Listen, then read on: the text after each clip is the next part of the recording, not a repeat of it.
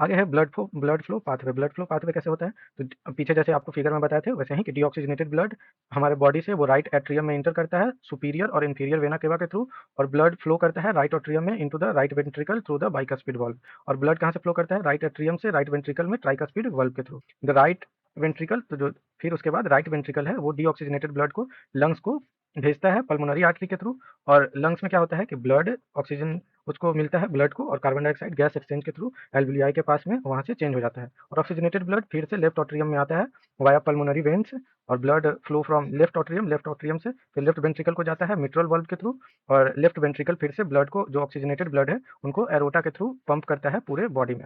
फिर से एक बार देख लीजिए, जितने भी डीऑक्सीजनेटेड ब्लड है वो कहाँ इंटर करते हैं बॉडी में? इंटर द राइट ऑट्रियम को इंटर करते हैं सुपीरियर और इंफीरियर वेना केवा के थ्रू हार्ट में।